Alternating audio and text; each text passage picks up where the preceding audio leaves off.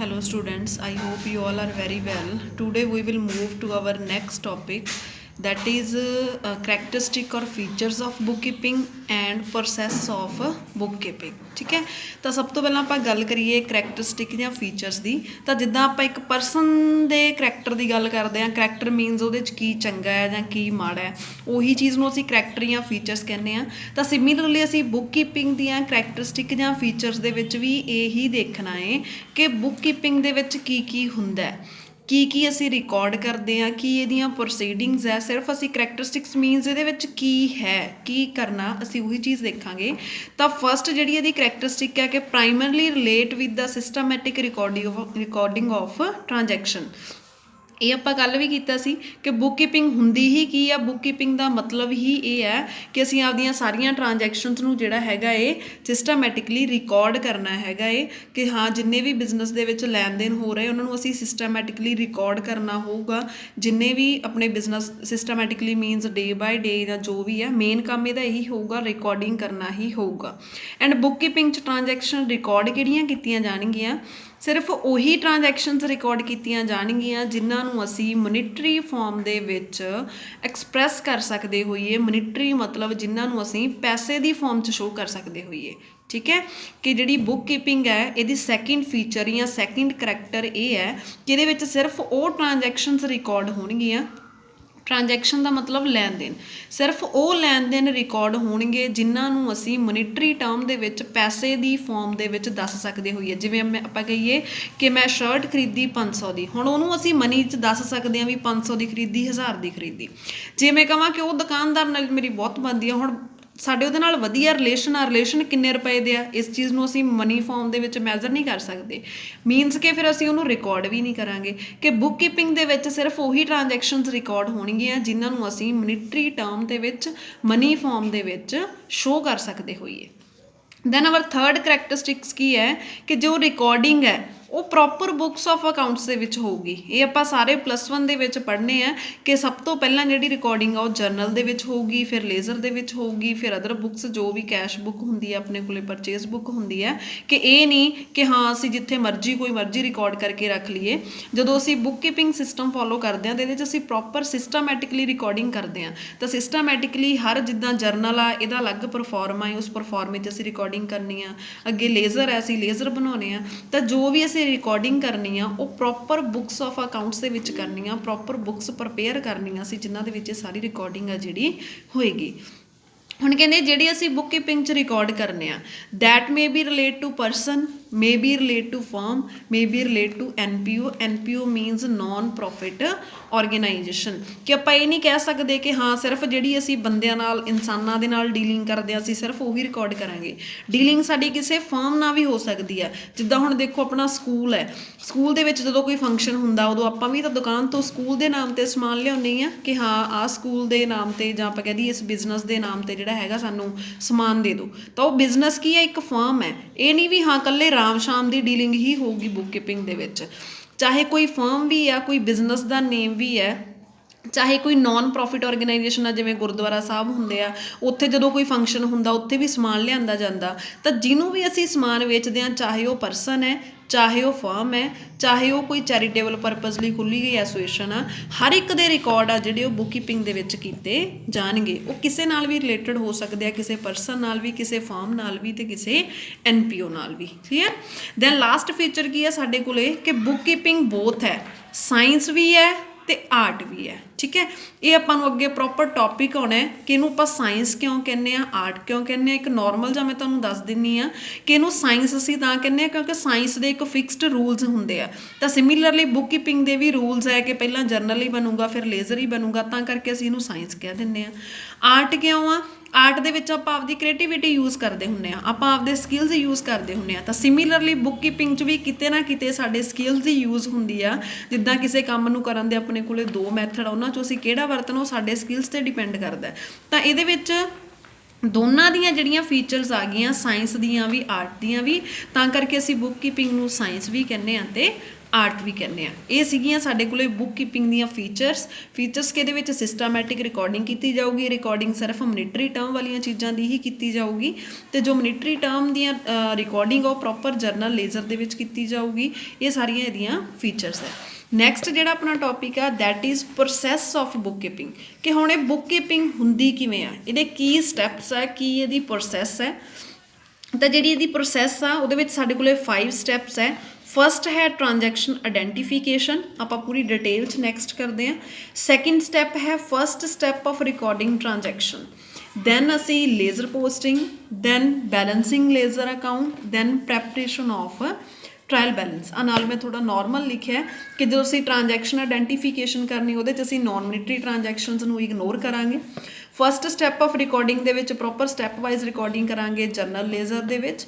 Laser posting ਦੇ ਵਿੱਚ ਅਸੀਂ ਜਿਹੜੀਆਂ ਟ੍ਰਾਂਜੈਕਸ਼ਨਸ ਹੋਣਗੀਆਂ, ਜੋ ਲੈਣ ਦੇਣ ਹੋਣਗੇ, ਉਹਨਾਂ ਨੂੰ ਉਹਨਾਂ ਦੇ ਨੇਚਰ ਅਕੋਰਡਿੰਗਲੀ ਕਲਾਸੀਫਾਈ ਕਰਾਂਗੇ।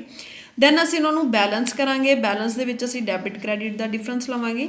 ਐਂਡ ਦੈਨ ਅਸੀਂ ਟਰਾਇਲ ਬੈਲੈਂਸ ਪ੍ਰਪੇਅਰ ਕਰਾਂਗੇ, ਜਿਹਦੇ 'ਚ ਅਸੀਂ ਆਪਦੀ ਬੁੱਕਸ ਦੀ ਐਕੂਰੇਸੀ ਮੀਨਸ ਸ਼ੁੱਧਤਾ ਹੈ ਜਿਹੜੀ ਉਹ ਚੈੱਕ ਕਰਾਂਗੇ। ਹੁਣ ਅਸੀਂ ਇਹ ਪ੍ਰੋਸੈਸ ਨੂੰ ਡਿਟੇਲ ਦੇ ਵਿੱਚ ਕਰਦੇ ਹਾਂ।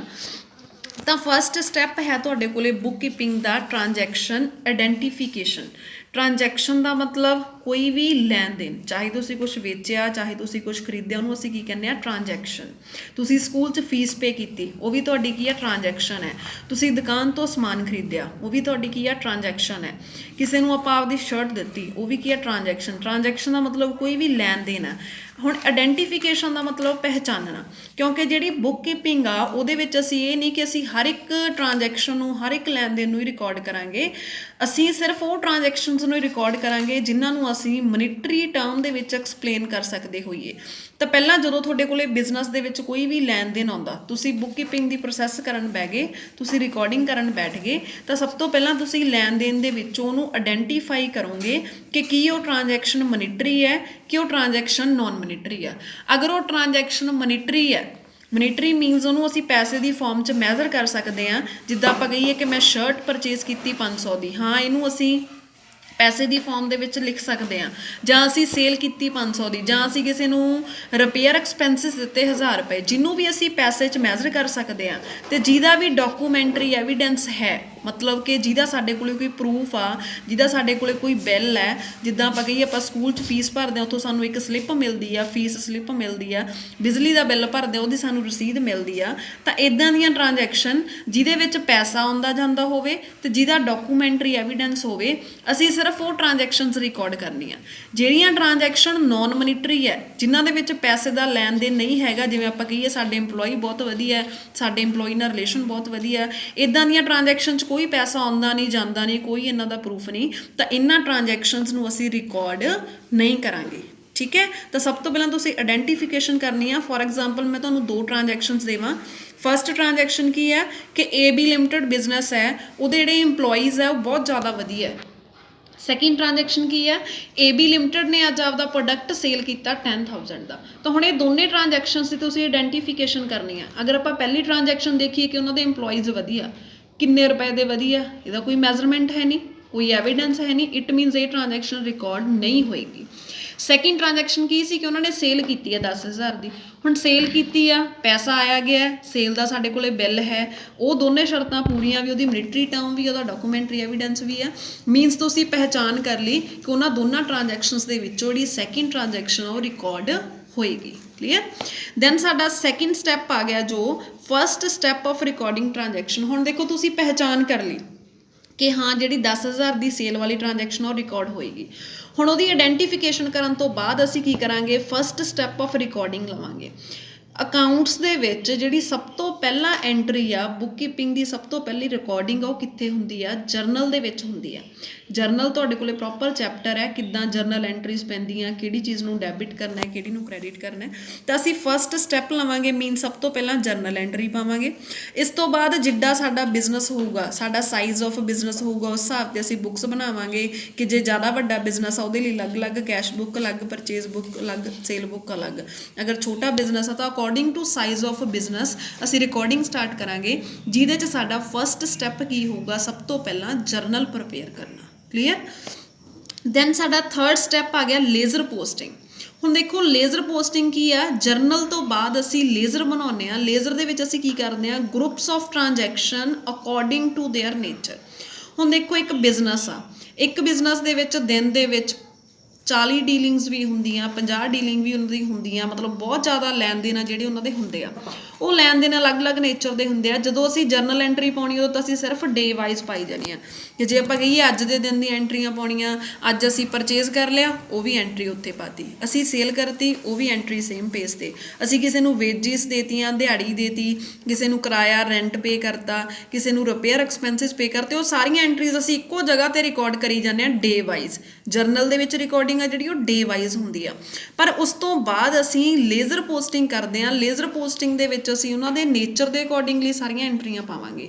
ਨੇਚਰ ਕਿੱਦਾਂ, ਜਿੱਦਾਂ ਤੁਸੀਂ ਇੱਕ ਦਿਨ ਦੀਆਂ 50 ਐਂਟਰੀਜ਼ ਪਾਈਆਂ ਸੀ, ਉਹਦੇ ਵਿੱਚੋਂ ਸਮਾਨ ਖਰੀਦੇ ਦੀਆਂ ਅਗਰ 10 ਐਂਟਰੀਆਂ, ਤਾਂ ਉਹ 10 ਦੀਆਂ 10 ਐਂਟਰੀਆਂ ਜਿਹੜੀਆਂ ਅਸੀਂ ਉਹ ਪਾ ਦਾਂਗੇ ਪਰਚੇਜ਼ ਅਕਾਊਂਟ 'ਚ, ਕਿਉਂਕਿ ਪਰਚੇਜ਼ ਦਾ ਮਤਲਬ ਕੀ ਹੈ, ਖਰੀਦਣਾ ਹੈ। ਤਾਂ ਜਿੰਨੀਆਂ ਵੀ ਪਰਚੇਜ਼ ਦੀਆਂ ਐਂਟਰੀਆਂ ਹੋਣਗੀਆਂ ਉਹ ਸਾਰੀਆਂ ਪਰਚੇਜ਼ ਅਕਾਊਂਟ 'ਚ ਆ ਜਾਣਗੀਆਂ। ਜਿੰਨੀਆਂ ਸਾਰੀਆਂ ਸੇਲ ਦੀਆਂ ਐਂਟਰੀਜ਼ ਹੋਣਗੀਆਂ ਉਹ ਸਾਰੀਆਂ ਸੇਲ ਅਕਾਊਂਟ 'ਚ ਆ ਜਾਣਗੀਆਂ। ਜਿੰਨੀਆਂ ਵੇਜਿਸ ਦੀਆਂ ਹੋਣਗੀਆਂ, ਮੀਨਸ ਕਿ ਹਰ ਦਾ ਇੱਕ ਅਲੱਗ ਅਕਾਊਂਟ ਬਣਾ ਲੈਣਾ ਅਤੇ ਉਹ ਅਕਾਊਂਟ 'ਚ ਚੱਕ ਕੇ ਉਹਨੂੰ ਟਰਾਂਸਫਰ ਕਰ ਦੇਣਾ। ਜਿਵੇਂ ਆਪਾਂ ਇੱਥੇ, ਜਿਵੇਂ ਹੁਣ ਤੁਹਾਡਾ ਸਕੂਲ 'ਚ ਹੁੰਦਾ ਕਿ ਹਾਂ ਸਾਰੇ ਬੱਚਿਆਂ ਦੀ ਜਿੰਨਿਆਂ ਦੀ ਐਡਮਿਸ਼ਨ ਹੋਈ ਆਪਾਂ ਸਾਰੇ ਇੱਕੋ ਰਜਿਸਟਰ 'ਤੇ ਲਿਖੀ ਜਾਂਦੇ ਹਾਂ ਐਡਮਿਸ਼ਨ ਟਾਈਮ। ਉਸ ਤੋਂ ਬਾਅਦ ਆਪਾਂ ਕੀ ਕਰਦੇ ਹਾਂ, 10th ਦੇ ਬੱਚੇ ਅਲੱਗ ਕੱਢ ਲੈਂਦੇ ਹਾਂ, +1 ਦੇ ਅਲੱਗ ਕੱਢ ਲੈਂਦੇ ਹਾਂ, ਦੈਨ 10th A ਸੈਕਸ਼ਨ ਦੇ ਅਲੱਗ ਕੱਢ ਲੈਂਦੇ ਹਾਂ, +1 A ਸੈਕਸ਼ਨ ਦੇ ਅਲੱਗ ਕੱਢ ਦਿੰਦੇ ਹਾਂ। ਮਤਲਬ ਕਿ ਉਹ ਤੁਹਾਡੀ ਲੇਜ਼ਰ ਪੋਸਟਿੰਗ ਹੈ ਕਿ ਤੁਹਾਡੇ ਨੇਚਰ ਦੇ ਅਕੋਰਡਿੰਗਲੀ ਤੁਹਾਨੂੰ ਕਲਾਸੀਫਾਈ ਕਰਦੇ ਹਾਂ, ਤੁਹਾਨੂੰ ਅਲੱਗ-ਅਲੱਗ ਕਰਦੇ ਹਾਂ। ਤਾਂ ਲੇਜ਼ਰ ਪੋਸਟਿੰਗ 'ਚ ਆਪਾਂ ਇਹੀ ਕਰਨਾ ਹੁੰਦਾ ਹੈ ਕਿ ਉਹਨਾਂ ਦੇ ਨੇਚਰ ਦੇ ਅਕੋਰਡਿੰਗਲੀ ਆਪਾਂ ਗਰੁੱਪਿੰਗ ਕਰਨੀ ਆ, ਕਿ ਜਿੰਨੀਆਂ ਪਰਚੇਜ਼ ਵਾਲੀਆਂ ਐਂਟਰੀਆਂ ਉਹ ਸਾਰੀਆਂ ਪਰਚੇਜ਼ ਅਕਾਊਂਟ 'ਚ, ਜਿੰਨੀਆਂ ਸੇਲ ਵਾਲੀਆਂ ਐਂਟਰੀਜ਼ ਉਹ ਸਾਰੀਆਂ ਸੇਲ ਅਕਾਊਂਟ ਦੇ ਵਿੱਚ। ਇਹਦੇ ਨਾਲ ਆਪਾਂ ਨੂੰ ਕੀ ਹੋ ਜਾਂਦਾ, ਪੂਰੀ ਡਿਟੇਲ 'ਚ ਇਨਫੋਰਮੇਸ਼ਨ ਮਿਲ ਜਾਂਦੀ ਹੈ ਕਿ ਆਪਾਂ ਹੁਣ ਮੰਥ ਦੀਆਂ ਐਂਟਰੀਜ਼ ਪਾਉਂਦੇ ਹਾਂ, ਹਾਂ ਸਾਰੀ ਕਾਪੀ 'ਤੇ ਰੋਜ਼ ਆਪਾਂ ਐਂਟਰੀਜ਼ ਪਾਈ ਜਾਂਦੇ, ਉਹ ਸਾਰੀਆਂ ਮਿਕਸ ਹੁੰਦੀਆਂ। ਪਰ ਜੇ ਆਪਾਂ ਇਹ ਦੇਖਣਾ ਕਿ ਇੱਕ ਮੰਥ ਦੇ ਵਿੱਚ ਪਰਚੇਜ਼ ਕਿੰਨੀ ਹੋਈ ਹੈ, ਤਾਂ ਉਹਦੇ ਲਈ ਅਸੀਂ ਇੱਕ ਸੈਪਰੇਟ ਪਰਚੇਜ਼ ਅਕਾਊਂਟ ਬਣਾਇਆ ਹੋਊਗਾ। ਉਹਦੇ 'ਚ ਆਪਣੇ ਕੋਲ ਸਾਰੀਆਂ ਪਰਚੇਜ਼ ਦੀਆਂ ਐਂਟਰੀਆਂ ਹੀ ਪਈਆਂ ਹੋਣਗੀਆਂ, ਜਿੱਥੋਂ ਸਾਨੂੰ ਪੂਰੀ ਡਿਟੇਲ ਇਨਫੋਰਮੇਸ਼ਨ ਮਿਲ ਜੂ ਕਿ ਕਿੰਨੇ ਦਾ ਕੀ ਸਮਾਨ ਖਰੀਦਿਆ, ਕਿੰਨੇ ਦਾ ਕੀ ਸਮਾਨ ਖਰੀਦਿਆ। ਸਿਮਿਲਰਲੀ ਅਗਰ ਅਸੀਂ ਸੇਲ ਦੀ ਇਨਫੋਰਮੇਸ਼ਨ ਦੇਖਣਾ ਚਾਹੁੰਦੇ ਤਾਂ ਆਪਾਂ ਨੂੰ ਉੱਥੋਂ ਸਾਰੀ ਸੇਲ ਦੀ ਇਨਫੋਰਮੇਸ਼ਨ ਮਿਲ ਜੂਗੀ ਸੇਲ ਅਕਾਊਂਟ ਤੋਂ।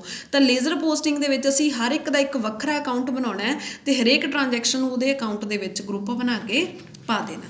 ਨੈਕਸਟ ਆ ਗਿਆ ਸਾਡੇ ਕੋਲੇ ਬੈਲੈਂਸਿੰਗ ਲੇਜ਼ਰ ਅਕਾਊਂਟ। ਫਿਰ ਅਸੀਂ ਆਪਦੇ ਲੇਜ਼ਰ ਅਕਾਊਂਟ ਨੂੰ ਬੈਲੈਂਸ ਕਰਾਂਗੇ। ਦੇਖੋ ਜਦੋਂ ਆਪਾਂ ਅਕਾਊਂਟ ਬਣਾਉਂਦੇ ਉਹਦੀਆਂ ਦੋ ਸਾਈਡਸ ਹੁੰਦੀਆਂ, ਇੱਕ ਸਾਈਡ ਡੈਬਿਟ ਸਾਈਡ ਹੈ, ਇੱਕ ਸਾਈਡ ਕ੍ਰੈਡਿਟ ਸਾਈਡ ਆ। ਇਹਦੇ ਆਪਣੇ ਕੋਲੇ ਰੂਲਸ ਹੈ, ਜਿੱਦਾਂ ਆਪਾਂ ਕਹਿੰਦੇ ਹਾਂ ਜਿੱਥੋਂ ਪੈਸਾ ਆਉਂਦਾ ਉਹ ਸਾਰਾ ਡੈਬਿਟ ਸਾਈਡ ਪਾ ਲਓ, ਜਿੱਥੇ ਪੈਸਾ ਗਿਆ ਉਹ ਸਾਰਾ ਕ੍ਰੈਡਿਟ ਸਾਈਡ ਪਾ ਲਓ। ਬਾਅਦ ਵਿੱਚ ਅਸੀਂ ਉਹਨੂੰ ਕੀ ਕਰਾਂਗੇ, ਬੈਲੈਂਸ ਕਰਾਂਗੇ। ਬੈਲੈਂਸ ਕਿੱਦਾਂ ਕਰਾਂਗੇ, ਡੈਬਿਟ ਕ੍ਰੈਡਿਟ ਸਾਈਡ ਦਾ ਟੋਟਲ ਕਰ ਲਾਂਗੇ। ਡੈਬਿਟ ਸਾਈਡ ਦਾ ਵੀ ਟੋਟਲ ਕਰ ਲਿਆ, ਕ੍ਰੈਡਿਟ ਸਾਈਡ ਦਾ ਵੀ ਟੋਟਲ ਕਰ ਲਿਆ। ਹੁਣ ਮੰਨ ਲਓ ਡੈਬਿਟ ਸਾਈਡ ਦਾ ਟੋਟਲ ਤੁਹਾਡੇ ਕੋਲੇ ਆਇਆ 10,000 ਅਤੇ ਕ੍ਰੈਡਿਟ ਸਾਈਡ ਦਾ ਟੋਟਲ ਆਇਆ 8,000। ਹੁਣ ਅਸੀਂ ਇਹਨੂੰ ਬੈਲੈਂਸ ਕਿਵੇਂ ਕਰਾਂਗੇ, ਕ੍ਰੈਡਿਟ ਸਾਈਡ 2,000 ਘਟਦਾ ਪਿਆ, ਤਾਂ ਜਿੰਨਾ ਡੈਬਿਟ ਤੇ ਕ੍ਰੈਡਿਟ ਸਾਈਡ ਦਾ ਡਿਫਰੈਂਸ ਆ ਉਹ ਡਿਫਰੈਂਸ ਹੀ ਸਾਡਾ ਕੀ ਆ, ਬੈਲੈਂਸਿੰਗ ਲੇਜ਼ਰ ਅਕਾਊਂਟ, ਕਿ ਅਸੀਂ ਉਹਨੂੰ ਬੈਲੈਂਸ ਕਰ ਦਾਂਗੇ। ਜਿੰਨਾ ਜਿਹੜੀ ਸਾਈਡ ਘਟਦਾ, ਕ੍ਰੈਡਿਟ ਸਾਈਡ ਘਟਦਾ ਕ੍ਰੈਡਿਟ ਸਾਈਡ ਲਿਖ ਦਾਂਗੇ, ਡੈਬਿਟ ਸਾਈਡ ਘਟਦਾ ਡੈਬਿਟ ਸਾਈਡ ਲਿਖ ਦਾਂਗੇ। ਤਾਂ ਨੈਕਸਟ ਸਟੈਪ ਸਾਡਾ ਬੁੱਕ ਕੀਪਿੰਗ 'ਚ ਇਹੀ ਹੋਊਗਾ ਕਿ ਅਸੀਂ ਆਪਦੇ ਲੇਜ਼ਰ ਜੋ ਅਸੀਂ ਇੱਥੇ ਬਣਾਏ ਆ, ਪਰਚੇਜ਼ ਅਕਾਊਂਟ ਬਣਾਇਆ, ਸੇਲ ਅਕਾਊਂਟ ਬਣਾਇਆ, ਉਹਨੂੰ ਅਸੀਂ ਬੈਲੈਂਸਿੰਗ ਕਰਾਂਗੇ। ਬੈਲੈਂਸਿੰਗ ਕਿੱਦਾਂ ਕਰਾਂਗੇ, ਡੈਬਿਟ ਸਾਈਡ ਅਲੱਗ ਟੋਟਲ ਕਰ ਲਾਂਗੇ, ਕ੍ਰੈਡਿਟ ਅਲੱਗ ਕਰ ਲਾਂਗੇ, ਅਤੇ ਜਿੰਨਾ ਉਹਨਾਂ ਦਾ ਡਿਫਰੈਂਸ ਆਊਗਾ, ਡਿਫਰੈਂਸ ਅਸੀਂ ਜਿਹੜੀ ਸਾਈਡ ਘਟਦਾ ਹੋਇਆ ਉਸ ਸਾਈਡ ਲਿਖ ਦਾਂਗੇ। Then last step of bookkeeping ਕੀ ਹੈ ਸਾਡੇ ਕੋਲੇ, ਪ੍ਰੈਪਰੇਸ਼ਨ ਆਫ ਟਰਾਇਲ ਬੈਲੈਂਸ। ਹੁਣ ਅਸੀਂ ਟਰਾਇਲ ਬੈਲੈਂਸ ਪ੍ਰਪੇਅਰ ਕਰਨਾ ਹੈ, ਤਾਂ ਟਰਾਇਲ ਬੈਲੈਂਸ ਵੀ ਕੀ ਆ ਤੁਹਾਡੇ ਕੋਲੇ, ਇਹ ਸਾਡਾ ਫਾਈਨਲ ਸਟੈਪ ਹੈ। ਇਹਨੂੰ ਅਸੀਂ ਕਿਉਂ ਬਣਾਉਂਦੇ ਹਾਂ, ਇਹਨੂੰ ਅਸੀਂ ਬਣਾਉਂਦੇ ਹਾਂ ਕਿ ਹੁਣ ਤੱਕ ਜੋ ਅਸੀਂ ਲੇਜ਼ਰ ਅਕਾਊਂਟ ਬਣਾਏ ਆ, ਜੋ ਅਸੀਂ ਜਰਨਲ ਐਂਟਰੀਜ਼ ਪਾਈਆਂ, ਕੀ ਉਹ ਸਹੀ ਹੈ। ਉਹਨਾਂ ਦੀ ਐਕੂਰੇਸੀ ਚੈੱਕ ਕਰਨ ਲਈ, ਉਹਨਾਂ ਦੀ ਸ਼ੁੱਧਤਾ ਚੈੱਕ ਕਰਨ ਦੇ ਲਈ ਆਪਾਂ ਟਰਾਇਲ ਬੈਲੈਂਸ ਪ੍ਰਪੇਅਰ ਕਰਦੇ ਹਾਂ। ਜੇ ਤਾਂ ਸਾਡਾ ਟਰਾਇਲ ਬੈਲੈਂਸ ਐਗਰੀ ਕਰ ਗਿਆ, ਟਰਾਇਲ ਬੈਲੈਂਸ ਦੀਆਂ ਵੀ ਦੋ ਸਾਈਡਸ ਹੁੰਦੀਆਂ, ਇੱਕ ਸਾਈਡ ਡੈਬਿਟ ਹੁੰਦੀ ਆ, ਇੱਕ ਸਾਈਡ ਕ੍ਰੈਡਿਟ ਹੁੰਦੀ ਆ। ਅਗਰ ਤੁਹਾਡਾ ਐਗਰੀ ਦਾ ਮਤਲਬ ਕੀ ਆ, ਵੀ ਇੱਕੋ ਜਿਹੇ ਆ ਗਏ, ਸੇਮ ਆ ਗਈ ਡੈਬਿਟ ਤੇ ਕ੍ਰੈਡਿਟ ਸਾਈਡ, ਇਟ ਮੀਨਸ ਤੁਹਾਡੀਆਂ ਬੁੱਕਸ ਸਹੀ ਬਣੀਆਂ, ਤੁਹਾਡੀਆਂ ਬੁੱਕਸ ਪੂਰੀਆਂ ਐਕੂਰੇਟ ਬਣੀਆਂ। ਜੇ ਉਹ ਐਗਰੀ ਨਹੀਂ ਕਰਦਾ, ਡੈਬਿਟ ਕ੍ਰੈਡਿਟ ਸਾਈਡ ਦਾ ਟੋਟਲ ਜਿਹੜਾ ਸੇਮ ਨਹੀਂ ਆਉਂਦਾ, ਇਟ ਮੀਨਸ ਤੁਹਾਡੀ ਕੋਈ ਗਲਤੀ ਆ, ਫਿਰ ਟਰਾਇਲ ਬੈਲੈਂਸ ਤੁਹਾਨੂੰ ਉਹ ਗਲਤੀ ਲੱਭਣ ਦੇ ਵਿੱਚ ਹੈਲਪ ਕਰੂਗਾ। ਕਲੀਅਰ, ਇਹ ਸੀ ਸਾਡੀ ਬੁੱਕ ਕੀਪਿੰਗ ਦੀ ਪ੍ਰੋਸੈਸ। ਸਭ ਤੋਂ ਪਹਿਲਾਂ ਆਪਾਂ ਪਹਿਚਾਣਦੇ ਹਾਂ ਕਿ ਉਹ ਰਿਕਾਰਡ ਕਰਨੀ ਆ ਕਿ ਨਹੀਂ। ਜੋ ਰਿਕਾਰਡ ਹੋਊਗੀ ਤਾਂ ਫਿਰ ਆਪਾਂ ਜਰਨਲ 'ਚ ਐਂਟਰੀ ਪਾਵਾਂਗੇ। ਦੈਨ ਆਪਾਂ ਲੇਜ਼ਰ ਪੋਸਟਿੰਗ ਕਰਾਂਗੇ। ਲੇਜ਼ਰ ਪੋਸਟਿੰਗ ਤੋਂ ਬਾਅਦ ਬੈਲੈਂਸ ਬਣਾ ਕੇ ਟ੍ਰਾਇਲ ਬੈਲੈਂਸ ਬਣਾ ਕੇ ਚੈੱਕ ਕਰ ਲਾਂਗੇ। ਬਾਕੀ ਫਸਟਲੀ ਹਜੇ ਤੁਹਾਨੂੰ ਥੋੜ੍ਹਾ ਹਾਰਡ ਲੱਗੂਗਾ ਕਿਉਂਕਿ ਤੁਹਾਡੀ ਸਟਾਰਟਿੰਗ ਹੈ। ਬਾਅਦ ਵਿੱਚ ਤੁਹਾਨੂੰ +1 ਦੇ ਵਿੱਚ ਇਹਨਾਂ 'ਤੇ ਪ੍ਰੋਪਰ ਇੱਕ ਇੱਕ ਚੈਪਟਰ ਹੀ ਆ ਜਾਣਾ। ਜਰਨਲ ਦਾ ਅਲੱਗ ਚੈਪਟਰ ਆ ਜਾਣਾ, ਲੇਜ਼ਰ ਦਾ ਅਲੱਗ ਆ ਜਾਣਾ, ਟ੍ਰਾਇਲ ਬੈਲੈਂਸ ਦਾ ਅਲੱਗ ਆ ਜਾਣਾ। ਉਦੋਂ ਪ੍ਰੋਪਰਲੀ ਡੀਪਲੀ ਜਿਹੜਾ ਤੁਹਾਨੂੰ ਹੈਗਾ ਇਹ ਸਮਝ ਲੱਗ ਜਾਊਗਾ। I hope you understand well. Thank you students.